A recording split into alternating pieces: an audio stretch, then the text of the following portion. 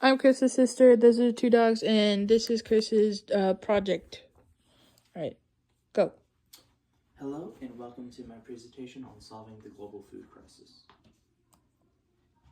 Every day, almost 828 million people around the world go to sleep hungry. Although we produce enough food to feed the world, millions go hungry due to lack of resources, mismanagement, and worst of all, conflict.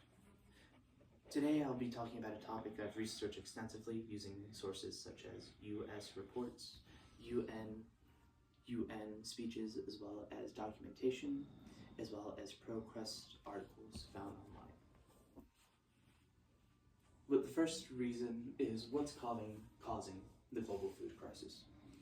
Many reasons for causing the global food crisis are climate change, economic inequality, and conflict. These three are the most important causes for the lack of food and resources for people.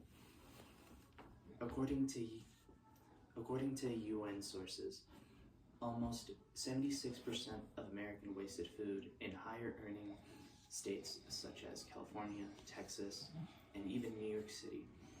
These places are wasting almost 76% of their food, and all just for it to go to waste, while instead we can be looking towards sending or reusing this food for many different purposes. Next slide, please.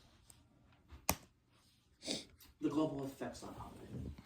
As we may think hunger may have an effect just to those who may not have it, such places such as Africa where they're unable to grow food, or such places in poverty where they're unable to afford food. There's actually much more to it than meets the eye. A lot of effects global hunger has is health, economy, and global instability.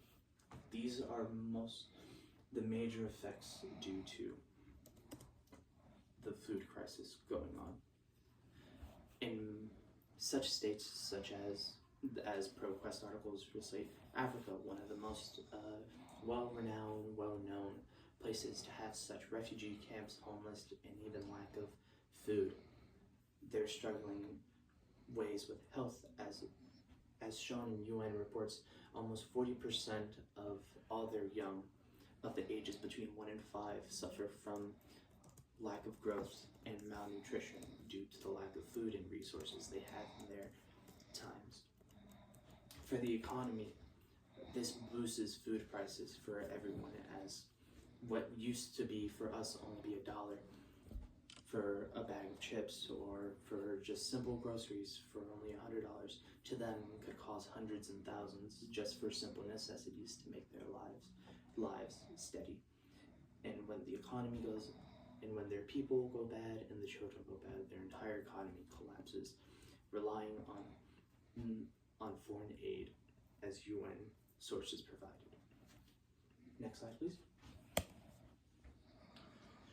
Some solutions provided to me by ProQuest articles, such as Can We Solve World Hunger? Some of them stand to be sustainable farming, reducing food wastes, as well as policy support. As here in America, we have our own deals, such as American Foods, where they help redistribute and help grow food in order to support other economies, such as states with low poverty amounts, or just areas where food needs to be redistributed the most. And some of the best ways that we can help the global food crisis dwindle down and find a way to solve it is, next slide please, is plan meals every day.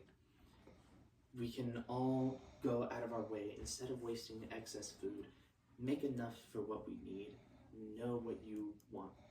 Second, support health relief groups. These are such as your local pantries, farms, your local farmers, or even as shown on my screen, Foods of America or World Foods programs, where they'll help redistribute and help fund lower as well as advocate for policies that support sustainable agriculture. All of this starts with us and our economy. And if you want to share your voice on what to do, we need to be heard, and we all need to stand together into what we truly need to have done in order to fix the world. As Mahatma Gandhi once said, there are people so hungry in the world that God can only come to them as bread. And by taking action today, we can create a world that no one will suffer from hunger again.